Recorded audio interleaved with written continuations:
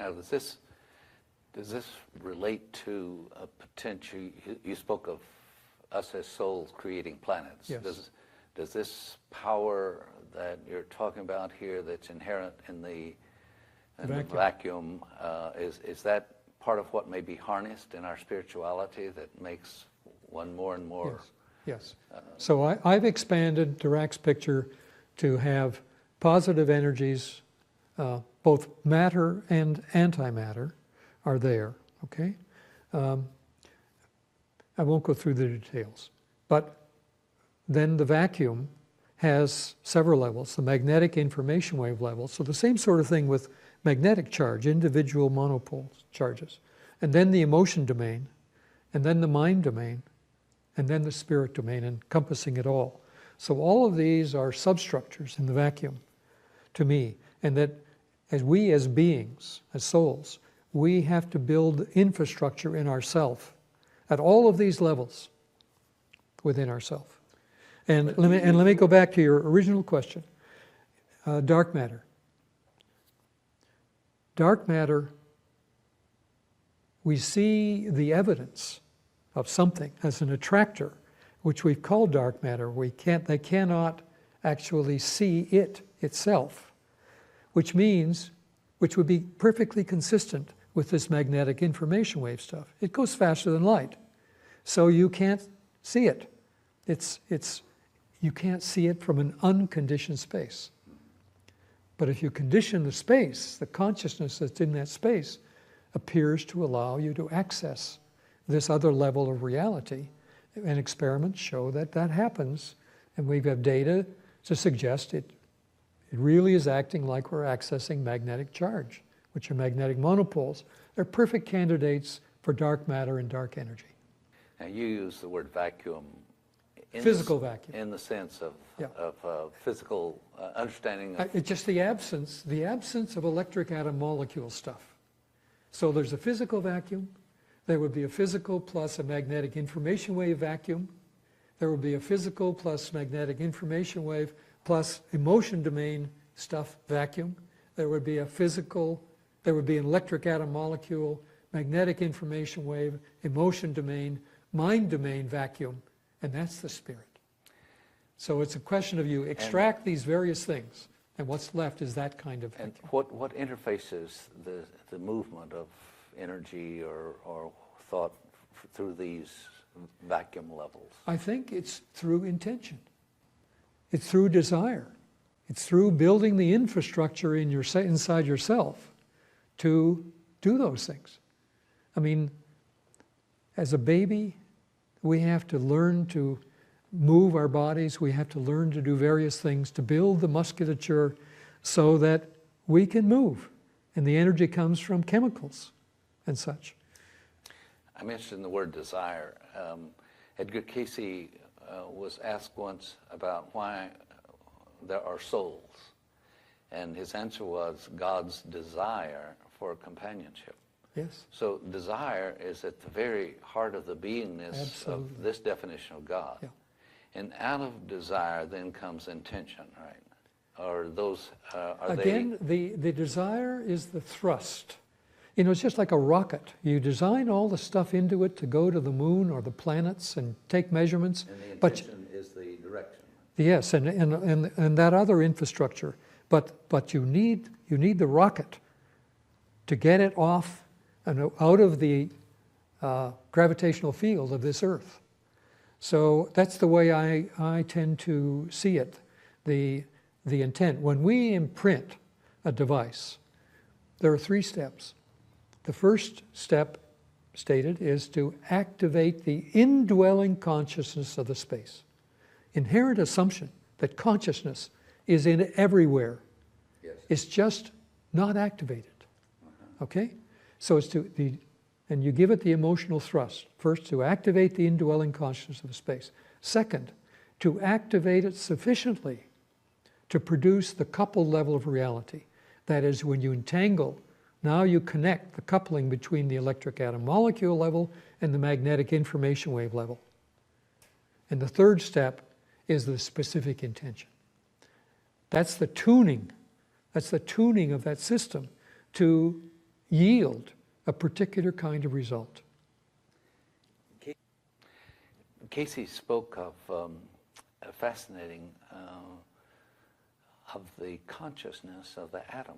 Of Exactly. The mind Absolutely. of the atom. Well, And so this yeah. speaks to the omnipresence of consciousness. Yes, exactly. And it is in my modeling, with respect to the particles of the atom, first of all, the de Broglie pilot wave has to be there, and there has to be something which couples it to the particular particle in the atom, and that coupling has to be the deltron.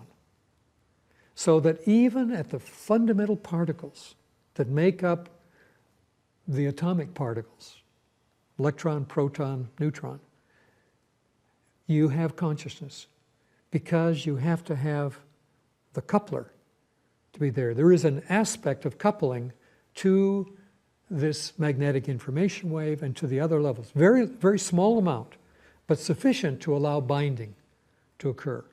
And so in every atom, every molecule of the electric stuff, to me, consciousness is already there from the very beginning. And therefore, that's partially how you can activate it. That's partially how everything has a degree of coupling to the higher dimensions. Not much, not at all what it will be when we become mature souls, but it's there. All right. To me, science is most characterized by a spirit of inquiry. I'm amazed that scientists can call themselves atheists or even agnostics, because it closes a door. The atheist says there is nothing beyond physical matter. The agnostic says there are things we'll never know. I remember when I was in college, the idea of what was on the other side of the moon was a pseudo question, because they said we will never know. Right. Now we know. Some people say, well, we can never prove God. And I'd say that's not a scientific attitude. The attitude is we have yet much to learn. And to say what we can learn 10,000 years from now compared to what we've learned in the past 100, 200 years, so to put limits on it is not scientific. The scientific approach says, I have yet much to learn, and I have a spirit of inquiry. And the minute then that someone says, oh, but you can't do this, then I have to say, then that's not scientific thinking. Well, I would agree with that. The issue is scientists are just people. Exactly. Just people. They have the strengths and the weaknesses of all people, and they can get stuck. And so part of what we want to do is nudge them out of being stuck. The materialism. By the way, Charles Tart has a recent book entitled The End of Materialism. Good. And he is reporting on 50 years of the very best parapsychological research. Yeah.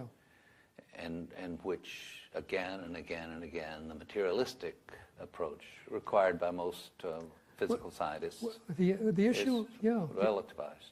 Well, the issue is that we need models. Every model is ultimately proven wrong, but a model is an approximation that lets us climb a ladder to a higher level of perspective that's useful and allows us to design experiments and go forward. The issue is truth is in the experimental data. It's not in the models. Right. And they all will be disproved, even mine, because they don't go far enough. And so the thing is, well, a model is not intended to be a picture of ultimate truth. It's to organize your thinking. It's to organize your thinking. It helps in that regard. But it means you have to have tools to do the kinds of measurements that are meaningful for the next step. And the things we have talked about, the next step is somehow outside our reach, for the time being. The work that I and my colleagues have done with respect to psychoenergetics so far has been to provide a tool that lets us condition a space, to activate the consciousness of the space, to allow a specific intention to be the tuning of that space so that you can get certain kind of experimental results. And physical measurements. And physical measurements of that space. And we also have a detector. We've invented a detector which lets us know how far the energy of the space has been lifted from normal reality into the psychoenergetic, the coupling domain between now, these two let me review levels. that. Yeah, You embed this device with intention. right. You take it to a distant place. You have embedded it, for example, to raise the pH or to lower the pH. Yes. And you've done that a full pH degree, Yep. which is amazing, right? It is indeed. Tell me more about what that measurement indicates. What's the significance? Well, what the significance of that measurement, well, first we did it, we imprinted an IIED, a device, an intention host device to, let's say, to raise the pH, 1 pH unit. What is 1 pH unit? In the human being, if you raise the pH of, let's say, your blood by half a pH unit, or lowered it half a pH unit, you would be dying or dead. Now, this is on a scale, say, from 1 to 7 with 3.5. Well, no, 1 to 12 with 7 as the neutral. All right. Yeah. And then that's positive and negative It can be acidity or alkalinity. Alkaline, yes, alkaline or acidity. The acid is below 7 and alkaline is above 7. So you can make a space with the device. You can raise the acidity or the alkalinity. We first activate the consciousness of the space. We raise the space to the level of coupling of both the electric and the magnetic information wave aspects of nature, and we tune it to yield these kinds of results. And so you start with the normal electric atom molecule material, but inside of it, okay, in this empty space between the fundamental particles in the water molecules, you bring about the coupling of this magnetic information wave stuff. Somehow it gets entangled, and that lifts the complexity of the water, and the intention starts to manifest in the magnetic information wave part. So now you have two components to the measurement. One is the normal pH you started with, and the second is the up pH increase or down, depending upon your intention. And so the net result is the sum of the two. Now, this seems to me almost to be the ultimate of science and spirituality. It's a step. Hardly anything could be more spiritual, you might say, than intention. Yes. And what more solid scientific physical measure could you have than this really, as you use the word, robust change in pH, going either direction according to the intention? Right, and in fact we've done experiments in which we put an intention host device in a small Faraday cage with vehicle of water and a pH measuring system, and 3 or 4 feet away, the opposite device, same intention host device, same type, but the opposite intention, and the water and pH measuring system. One is to go up 1 pH unit, one is to go down 1 pH unit. We know that they're leaking information between the two, but we do see that kind of thing.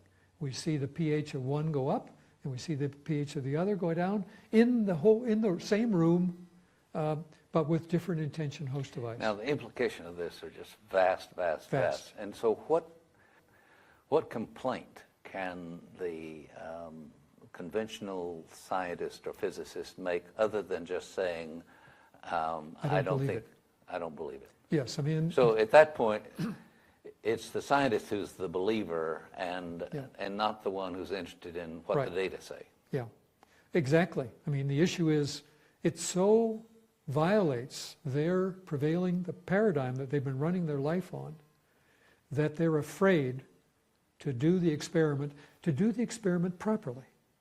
That's the issue too, is to do it under the right set of conditions, to be seriously and be truthful and do it right. Now, the implications of this, mainly about what kind of beings we are Yes. as souls, Yes. and as the Bible says, children of the Most High. You've talked about continuity of this soul, and that Yes. introduces things like survival of physical body, question Yep. of reincarnation, past All of those lives, things, future all of the above, lives. yes, yes. And these are Totally internally self-consistent.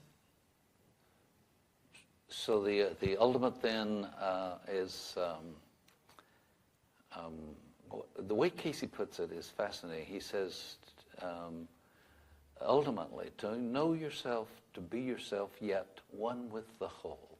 Exactly. We are part of the whole. And as the more coupled, see, the more of these deltrons that exist in the earth, the more this coupling will occur for everyone. And Is a deltron kind of like an angel, and can it be It's- created with a thought? it can be activated. It's already there. So I say it's already there in the material substance, but it's not activated. And so it can be created, and it is conscious. It appears to be, if we want to name it as what are the characteristics of this particle, it's consciousness. And it becomes the coupler. It's outside of space-time, so it has no problems with relativity theory. It could go faster or slower than light. It's allowed, at least. And therefore it can do this wonderful kind of thing. Well, it's a substance, as you say, that has to be posited on the basis of the data. On the basis of the data, it's exactly. I had to invent it. I had to invent it because the data said these things happen. That's exactly. And to be internally self-consistent with the laws of physics that we've learned from the electric atom molecule world, it had to have these characteristics. Otherwise it wouldn't work. It wouldn't work as a coupler. And once you have the coupler, now you really got something. And that's how one is able to change the properties of materials. It's how one is able to change a technology, and how one is able to change every technology potentially in the world, etc. Creating new businesses. It's how you could condition the space in a classroom so that there would be more coherence of the students. Now, from a scientific point of view, you're publishing the data. These Yes. are the findings. Yes. But what's functioning there is your intention. Yes, it's my intention, and I'm so- publishing wherever I can because it can't go into conventional No, journals. I mean in the Yeah. device. In What, the what device. works? Oh, okay. The active energy is imprinted in the device or with your intention. Now, Yes. how do you muster this intention, and what are the implications of the way you do it for my blessing my food or Right. thanking Well, my automobile for being okay. faithful? I have written a series of white papers on my website, www.𝐇𝐢𝐠𝐡𝐥𝐢𝐠𝐡𝐭𝐬, and white paper number 2 is just dealing with this of how we do it, because I'd like other people to begin to be able to imprint such devices. And I think that's part of the next level of growth. I ultimately want to enhance our detector to make it a biofeedback device so that people could teach themselves how to become better intenders. Okay? So what we do, first of all, I write an intention statement. I think about what it is that wants to be done, and I write a particular intention statement and modify it till I'm content with it. And then we certainly started with 4 individuals. We've done it with 6. We've done it with 2, my wife and I, Jean. So there are many ways you can go at it. It doesn't require 4, but 4 was the way we started in the first place. 2 men and 2 women, long-time meditators.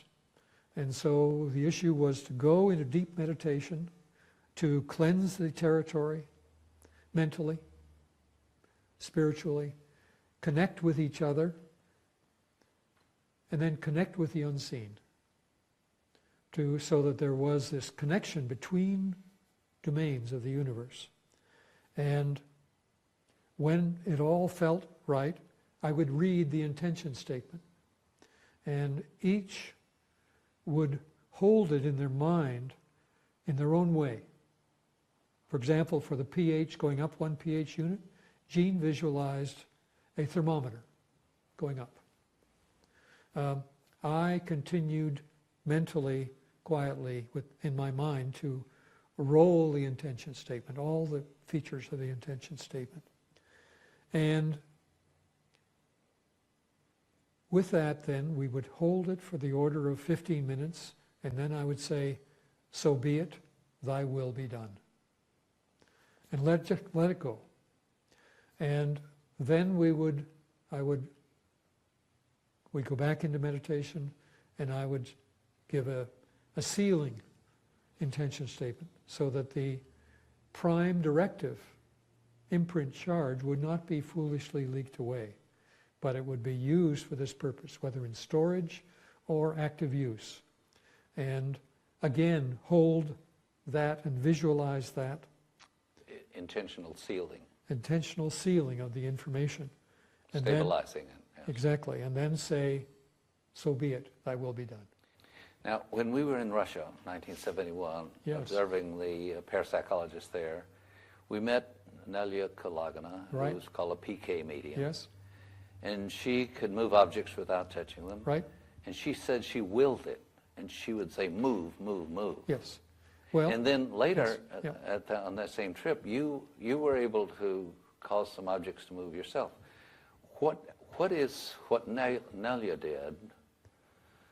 Was this an intention without coherence, or what?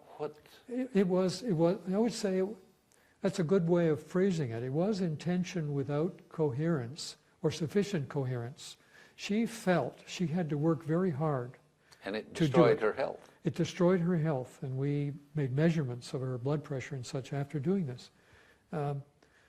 Whereas Alla Vinogradova, who was moving lighter objects, and a lot involved with electric charge, I think, in that, she didn't have the feeling she had to really work terribly hard at it.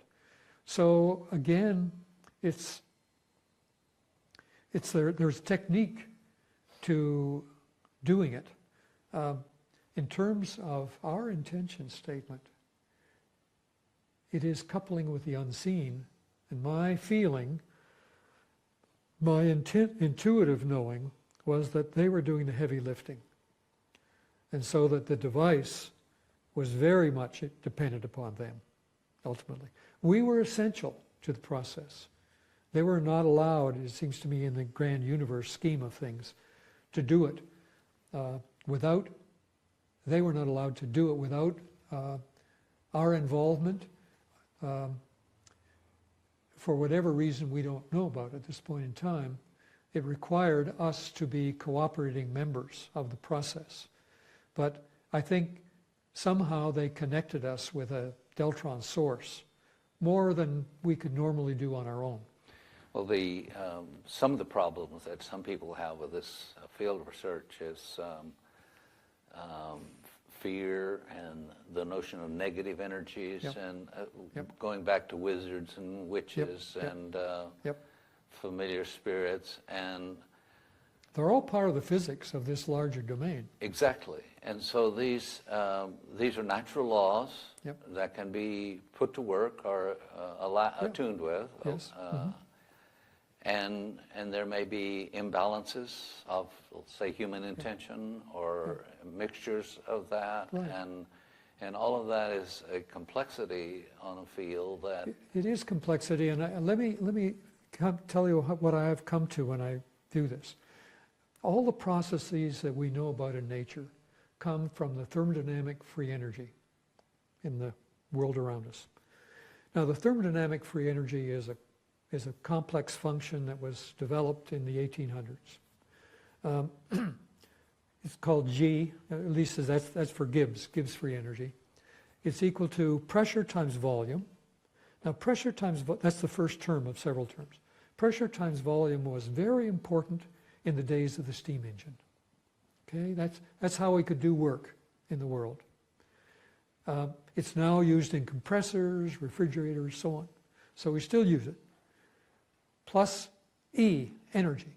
Okay, there are various kinds of energy. There's electrochemical energy, there's heat energy, but the one people are familiar with these days is the particle physics of today's scientists, where they accelerate a particle and smash it into a target, and huge fountain of other particles come out. And we've learned a tremendous amount about particles, particle physics from that. The next term is minus temperature times entropy. If the entropy is held constant, the temperature becomes important. We use that in geothermal energy. So we gather energy from the Earth by a temperature difference between deep within the Earth and the surface of the Earth. We can draw energy from that, and we can put it to work. We can convert it to electrical energy and so on. In all of those processes, the entropy of the universe increases. But we now know that instead of just S, if we have T, instead of just times a bracket times S, we make it, we'll call it S0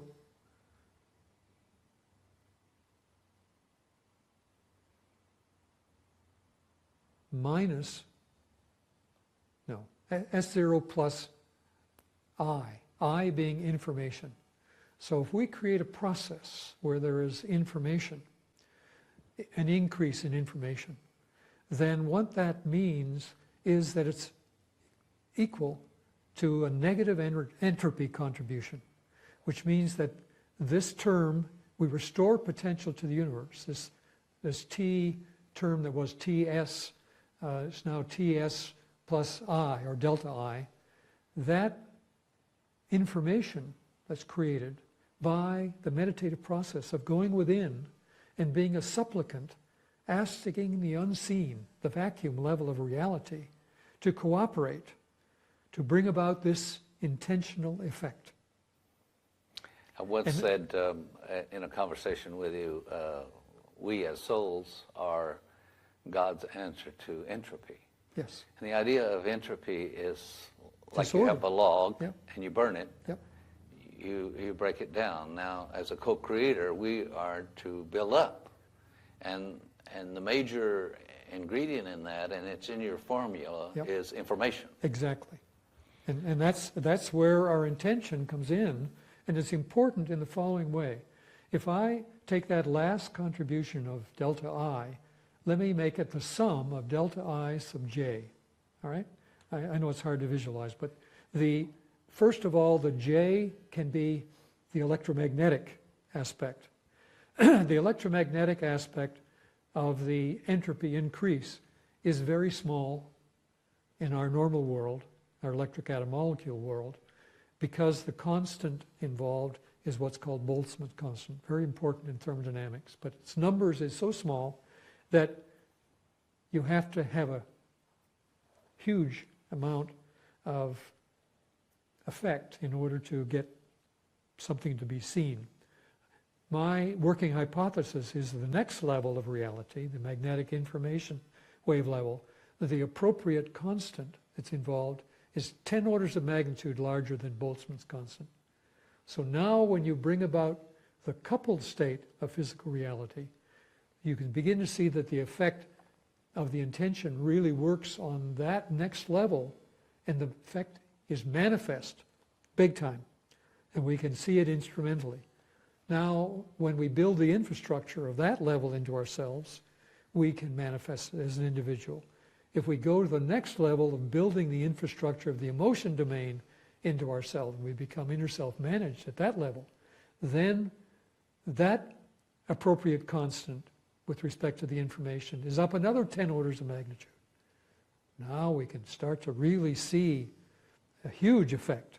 And we go then to the mind level, I think that appropriate constant is up 10 orders of magnitude. And we go to the spirit level, up another 10 orders of magnitude. So now when you begin to see the numbers going up, now it's not just 10 to the 10th, it's up by 10 to the 40th. Okay? Now you can begin to imagine God saying a word, speaking, and the universe is created. And we as co-creators, as we develop this aspect within ourselves, we become information hosts. So we're restoring potential to our planet. Take Jesus and the stories about Jesus as an example. We're told of a resurrected body, and that he, after the death, he could appear and eat fish and so on. And now, would it be consistent with your theory that he had built an increasing level of infrastructure in these subtle domain levels so he could manifest a bio-body suit like that? And, you know, this is in Taoism, for example, The Secret of the Golden Flower speaks of building, with your meditations, you begin to build a golden body. Yes. And the idea is that body then an interface between the ultimate energy of God and physical manifestation? Yes. And so that's the direction of what we're to become. Exactly. The souls, that's why the soul, it takes a long time, is not eternal, but long-lasting, very durable. But it becomes a repository of all this infrastructure that gets developed, and by the process of the bio-body suit interfacing with this classroom, etc. And then that is harvested by what we call God, and God grows. So in essence, but everything grows. More and more planets and universes are spun out. So it's a wonderful process. I mean, a terrific engineering design. Now, on the science end, your theory and these models, how many unsolved problems do they have? For example, Einstein was interested in a unified field theory. Yeah.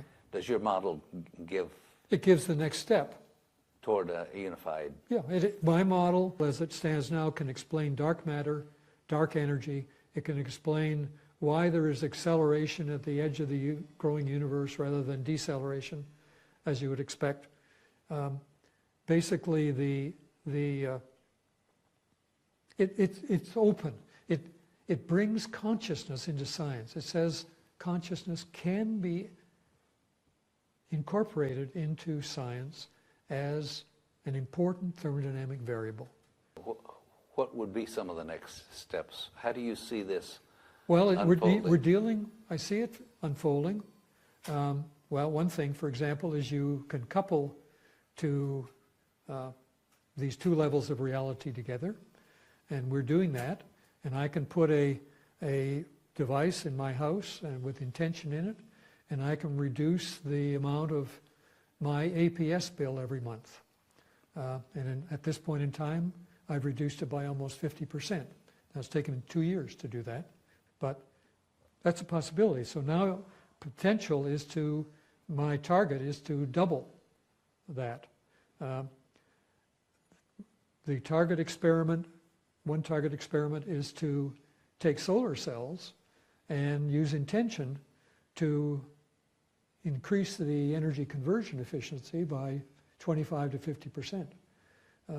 Because at the moment, all the basic physics in solar cells has been used up, and it's the engineering that is making them more and more efficient. But to be able to take a big step like 25 or 50% increase, huge. Since everything is faster than light, ultimately it means we will be learning the physics of faster than light. We'll be able to have vehicles tapping the space as you go that take us to the stars. The aspect of what is involved when you condition a space is you get greater coherence.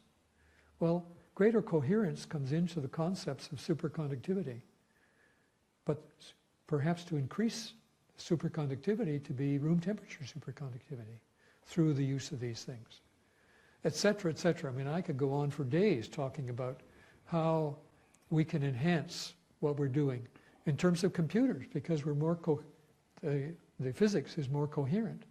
We could probably increase the capabilities, orders and orders of magnitude. On the spirituality end of this, then, as we develop these detector devices, could convert them to a biofeedback device, and we build ourselves. Just like going to a gym, except it's an inner gym.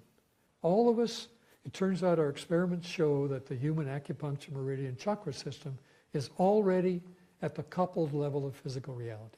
So if we apply our own intention on ourselves, we will become and become and become all of these things within time. It's just putting forth the effort, sustained effort. We can do it. We will do it. I mean, it's just a question of time. We can choose, we have free will, we can choose not to do it, and therefore delay our progress, or do it, and enhance our progress. That's where we're going as far as I can see. The next great epoch will be very much along this line. Well, I know you know about 𝐸𝐺𝐻 out-of-the-body sojourns. For example, he and Harold Sherman going out to Jupiter and coming back with agreed... things that agree with NASA. Will the next frontier of space exploration be more in terms of this soul body, or do you think there'll be actual physical... Why? I think there'll be both. I mean, the issue is there's a big step to be taken to have humans go faster than light. And to be able to condition a whole space to the coupled level, I mean, whole spaceship to the coupled level of reality, to be able to go faster than light. Certainly at this point, we're at the place where the data, as I see it, is saying we are accessing that information associated with faster than light phenomena. Well, if we are accessing that information, maybe we not only can use it as a power source, but that we can find ways to do it without destroying our bodies. You know, it's interesting with the aircraft development. You know, people used to think it's impossible to go beyond the velocity of sound. You know, I've asked people about, does an airplane in flight defy the law of gravity? And some people say yes. And I say no. What you've simply introduced other laws. Exactly. And this is what I think most of physical scientists are unwilling to do, is to say we have, and certainly the history of science should have proved them otherwise. There's thousands of examples. In which we discover other laws and other laws. And so just as the laws of aerodynamics and so on make us seem to overcome gravity, so there are these laws that materialistic science presently is unwilling to entertain. Even though they can be demonstrated. They're stuck. I mean, this is the dilemma. The dilemma is mostly we're unconscious beings. The sensory network of the human body for the unconscious, which in my modeling functions at the magnetic information wave level, is about 50 million times that of the conscious. The conscious information handling capacity is less than 50 bits per second. So the unconscious gathers all this incoming data. It seems to manipulate it, operate on it, and then edit it, and then it feeds little kernels of information to the conscious brain that it can handle. But it only feeds it on channels that the conscious brain has heretofore given meaning to, that is meaningful to them. Like learning a language, certain sounds the child learns not to pay any attention to. That's right, and in essence, this is what happens. So the point is, if scientists do not give meaning to this, the unconscious will not feed them information that will be relevant for their growth. I want to ask you to give some advice to the layman who's interested in these things. He's seeing these books on God and quantum physics and movies like Down the Rabbit Hole or what the bleep do we know? What thrust or turn would you like to see the layman begin to understand about the role or non-role of quantum physics in spirituality, and what is to be more emphasized as we seek to enhance our spirituality? I think I would advise everyone to begin to become a serious meditator at the earliest stage of their life that they can. And that it's an ongoing process of seeking deeper and deeper within themselves, building infrastructure within themselves, seeing that they are so much more as they do this. They quiet the noise in their system, and they become inner self-managed, and they build the internal structure to do that. And as they build the internal structure within themselves, they will naturally become more and more aware of these other possibilities, and they will work with them. And the more infrastructure they build in, the more spirit will enter, the more spiritual will they become. Their spirituality will grow because they see a larger perspective of themselves. And they will expand quantum mechanics to get out of space-time into the larger realm of the universe. And step by step, they'll build a bridge collectively that goes from one end, firmly entrenched in physical reality, go all the way through we'll call it the psychic domain, the emotions domain, the mind domain, and ultimately be firmly embedded in the foundations of spirit at the other end. And souls will cross that. Souls are already crossing that. But they will do it more so and more readily. And we will move more quickly towards becoming what we were intended to become. We have moved away from total coherence with the all, which you can call as God if you like, with greater and greater separation and decreasing coherence to the minimum point, which actually is humanity. And we've turned the corner and we're heading back home. And this is what we will all do as a natural part of being born. Maybe not in space-time, but maybe in the next classroom. And the children will learn these things just as kids today learn things in kindergarten. And step by step, we'll get back to total coherence again. Well, the word spirituality is glorious. There are many dimensions to that. There's the psychology of it, the sociology of it, yes. The cosmology, the theology of it.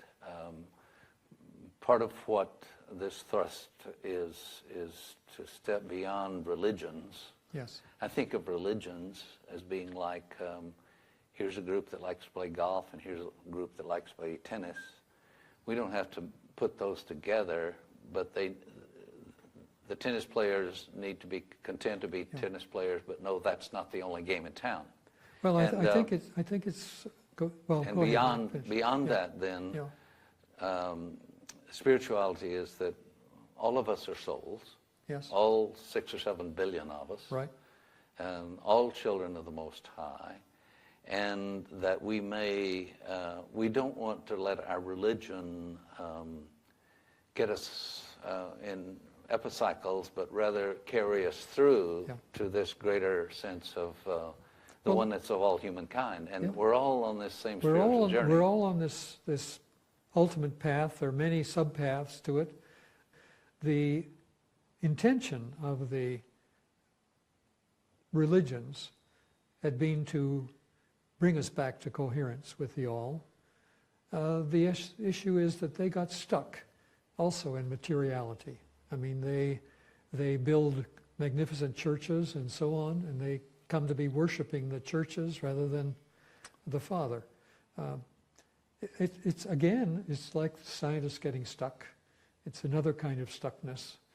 But until they can seriously do experiments, it's very hard. It's very hard to bring real truth into the picture, and that's why religions have fragmented so much. Well, you've made so much of physical measurement. Some people call hard science and soft science, but take an example of Gary Schwartz's research on communicating with the dead. And he sets up controls and he gathers data and so on. Right. He does the best he can. Are you willing to put that in the field of science? I'm willing to put it in as, well, in my own work, I talk about my working hypothesis. And it's what I'm working towards to validate with the best data I can provide. I think Gary's trying to do the same thing in that realm with the tools he has at hand, which are observations, they're tests, written tests, psychological tests, and so on. One of the problems here in this whole field that may be called parapsychology is the intent and bent on demonstrating the fact of it or existence rather than forgetting about others' thoughts and focusing on how does it work? What are the processes involved in making it work? Yeah. And so if you keep demonstrating how can we prove reincarnation, how can we prove communication, rather than I had a professor friend that said, Herb, in science, keep your eye on the energy. What are the dynamics? What are the energy exchanges? Yes. What are these processes that bring this about? Now, part of that is the acupuncture, meridian, chakra system that that's what we're learning about. How those energies move through that, and that's the. I agree. I basically have accepted, just as a knowing, since I was a young person, that all of this parapsychological stuff is real stuff. It's real, but how do we prove not that it exists, but how is it to be integrated into an expanding picture of traditional science? And your emphasis on meditating, become a meditator, is a way of talking about enhancing that energy flow through the chakra system. Yes.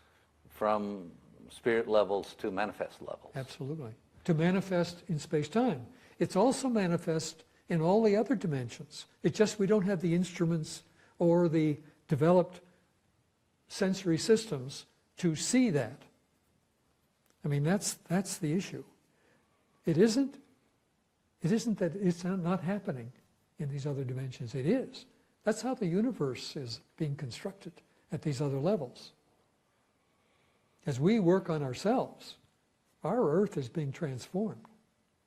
Not just that its energy capacity is being restored as we build more information into ourselves, but we're affecting its structure, we're affecting the structure of our solar system, and probably much beyond that. But so it's happening everywhere.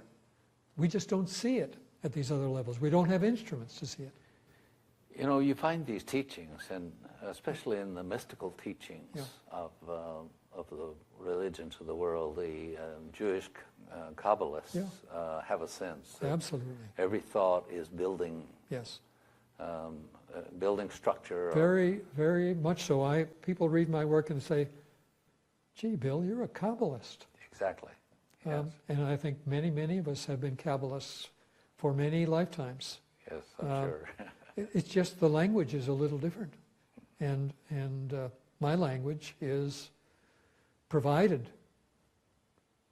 Well, in the insights provided to me, probably in ways I don't understand, from the unseen. You've studied some Qigong, and what about breath? Breath all of the spiritual teachers emphasize crucial. breath. How does breath enhance this? Well, I find breath, of course, is it leads to coherence and quieting the noise of our electric atom molecule world. So breath is, again, you see, it's a rhythm, and the rhythm entrains the other energies in the body. more and more and more, and therefore it allows you to go deeper and deeper, because it's pulling all the other energies into that entrained mode of the breath. So it's a very practical way of doing it. So it's a great adventure, and I've really enjoyed our discussion. Herb, I thank you very much. It has been a great pleasure to go through these topics with you. And I hope you have enjoyed this as much as Herb and I have. Yes.